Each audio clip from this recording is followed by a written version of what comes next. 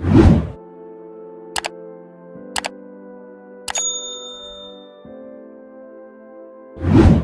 समय की बात है, भारत के छोटे से गांव में, जहां 10 साल का छोटा सा लड़का नीक था। वो अपने माता पिता के एकमात्र बेटे थे। उनके पिताजी एक व्यस्त व्यापारी थे, जो अपने बच्चे के साथ समय बिताने के सक्षम नहीं थे। नीक के सोते समय उनके पिताजी घर आते और सुबह उठने से पहले कार्यालय के लिए निकल जाते थे। नीक अपने पिताजी को पाने के लिए तड़प रहा था। वो बाहर अपने दोस्तों की तरह अपने पिताजी के साथ खेलना चाहता था। एक दिन नीक शाम को घर अपने पिताजी को देखकर आश्चर्यचकित रह गया। उसने कहा, पिताजी, आपको घर पर देखकर बहुत आश्चर्य हुआ। हाँ बेटा, मेरा मीटिंग कैंसिल हो गई है, इसलिए मैं घर पर हूँ, लेकिन 2 घंटे बाद मुझे फ्लाइट पकड़नी है। बेटा ने पूछा, कब तक लौटोगे? पिता ने जवाब दिया, कल दोपहर तक। नीक कुछ देर तक गहरी सोच में डूबा रहा। उसने पूछा, पापा, आप 1 साल में कितना कमा लेते हैं? उनके पिता हैरान रह गए। उन्होंने कहा, मेरे प्यारे बेटे, यह बहुत बड़ी रकम है और तुम इसे समझ नहीं पाओगे।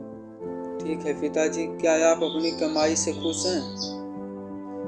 हाँ, मैं बहुत खुश हूँ। वास्तव में मैं कुछ महीनों में अपनी एक नई शाखा, नई व्यवसाय शुरू करने की योजना बना रहा हूँ। क्या यह बढ़िया नहीं है? हाँ पिताजी, मुझे यह सुनकर बहुत खुशी हुई। मैं आपसे एक और प्रश्न पूछ सकता हूँ क्या? पूछो। पिताजी, क्या आप मुझे बता सकते हैं, एक दिन या आधे दिन में कितना कमा सकते हैं? नीक, तुम ये सवाल क्यों पूछ रहे हो? नीक के पिता हैरान रह गए। नीक बोला, कृपया मुझे उत्तर दें। क्या आप ये बता सकते हैं कि 1 घंटे में कितना कमा लेते हैं? पिता ने हार मान लिया और जवाब, लगभग 200 से 300 प्रति घंटा होगा। नीक ऊपर अपने कमरे में भाग गया और अपने गुल्लक जिसमें उसकी बचत थी उसे लेकर आया। बोला, पिताजी, मेरे गुल्लक में 5000 रुपये हैं। क्या मेरे लिए आप 2 घंटे निकाल सकते हैं? मैं समुद्र तट पर जाना चाहता हूँ और कल शाम आपके साथ खाना खाना चाहता हूँ। क्या आप इसे कार्यक्रम प्रतिक्षेपित कर सकते हैं? पिता निःशब्द है। यह कहानी हमें बताती है कि पैसा समय को खरीदने में सक्षम नहीं है और दोनों का अपना अपना महत्व है। एक माता पिता अपने बच्चे को जो सबसे बड़ा उपहार दे सकते हैं वह है समय। पैसे से सब कुछ नहीं खरीदा जा सकता। इस कहानी के माध्यम से हमें ये भी सीख मिलती है कि सफलता का माप है पैसे से नहीं, बल्कि खुशियों, समृद्धि और समय के उपयोग से होता है। लेकिन अपने छोटे से गुल्लक में जमा की गई बचत के माध्यम से ये बताता है, छोटी सी मेहनत से हम किसी भी बड़ी मुश्किल का सामना कर सकते हैं और अपने लक्ष्यों की प्राप्ति के लिए समर्पित कर सकते हैं।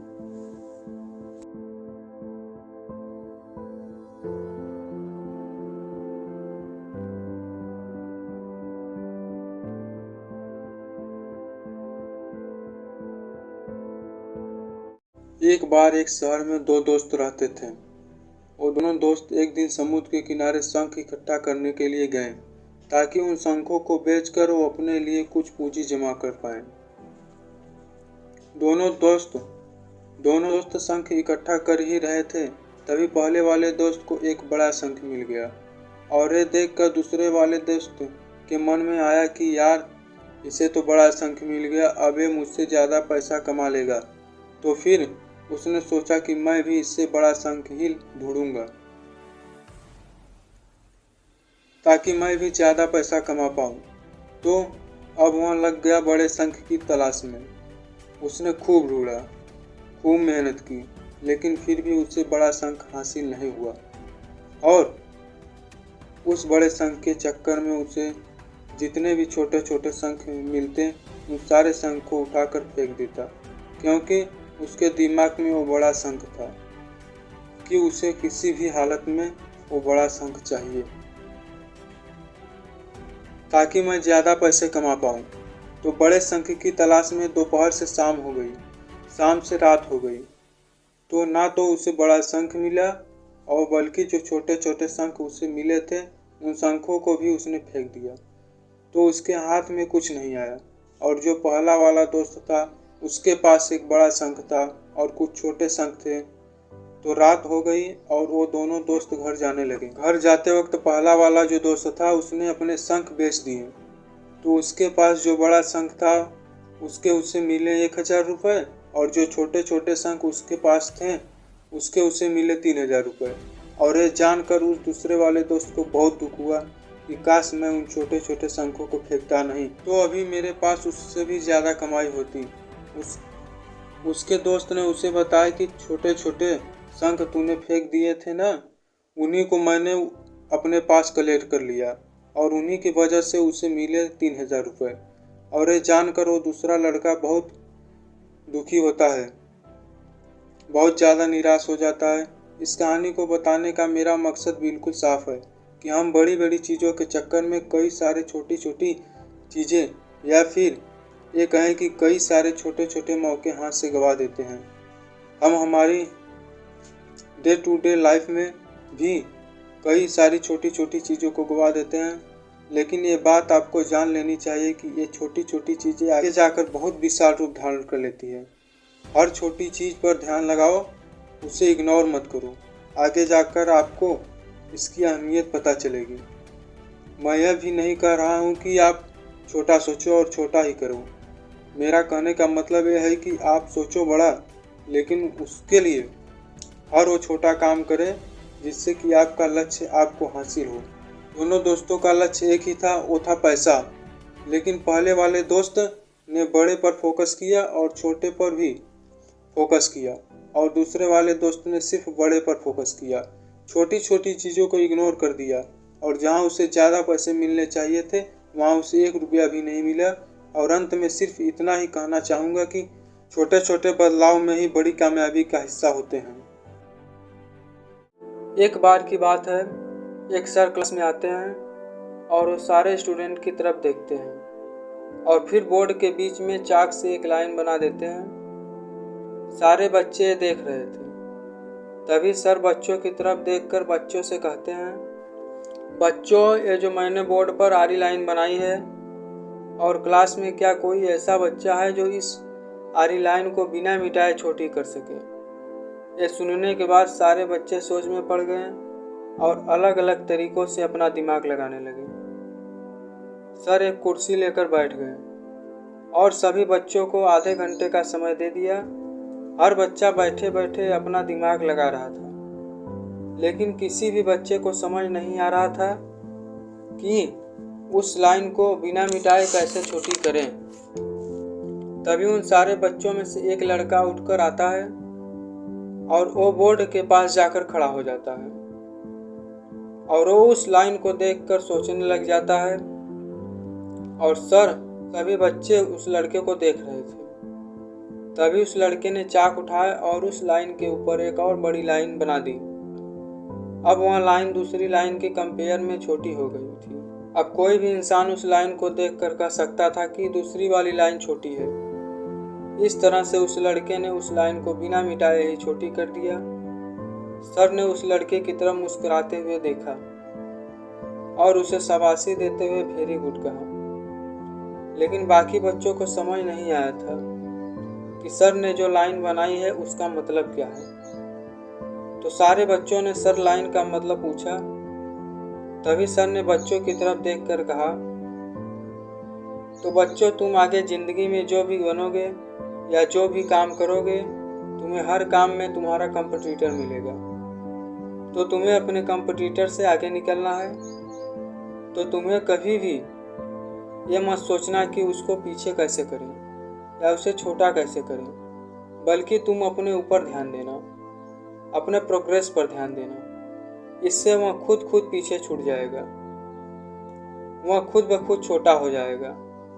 तो आप इस कहानी को और लोगों तक पहुंचाना चाहते हैं तो इस वीडियो को लाइक करिए, और कहानी आपको पसंद आए तो चैनल को सब्सक्राइब जरूर करें। मिलता हूं मैं अब अगली कहानी के साथ। सब्र करो और मेहनत करो और ज़िंदगी में आगे बढ़ो।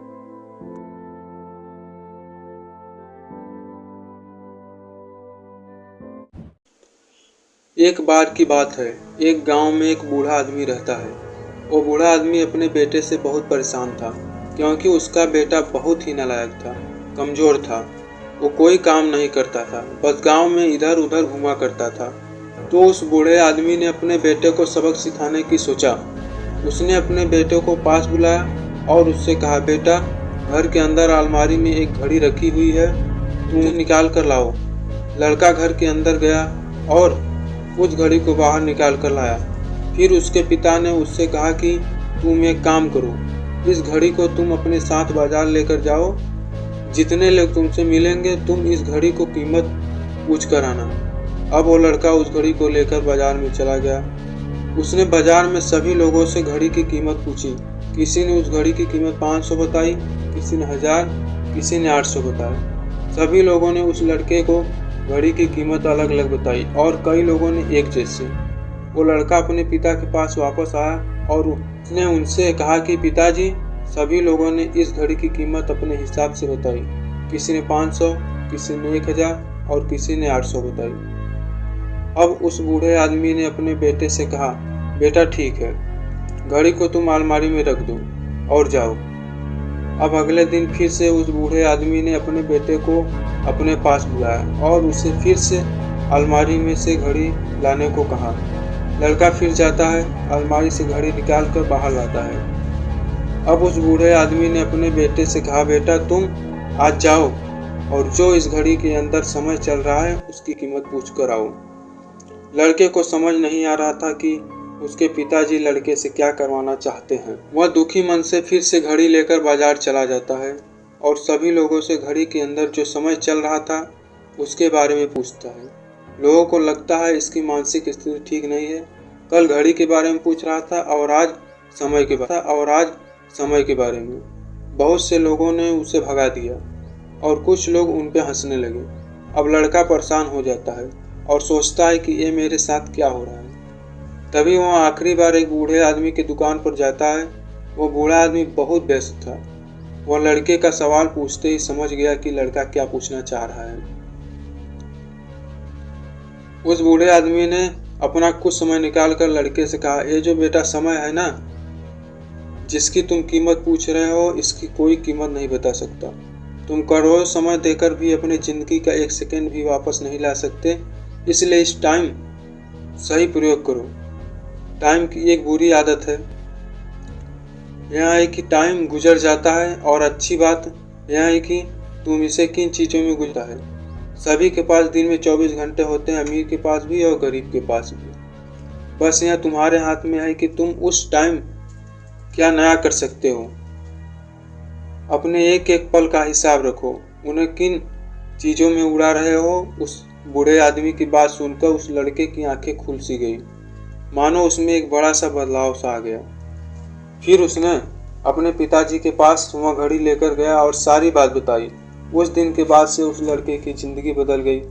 दोस्तों, कहते हैं कि टाइम सबके पास फ्री है, लेकिन वो प्राइसलेस है, वो कीमती है। तुम उसे खरीद नहीं सकते, उसे संभाल कर रख सकते हो। अगर एक बार तुम इसे गंवा देते हो तो वापस नहीं पा सकते हो। अपने टाइम का सही उपयोग करो। तो आप इस कहानी को आप लोगों के पास पहुंचाना चाहते हैं तो वीडियो को शेयर करें और लाइक करें।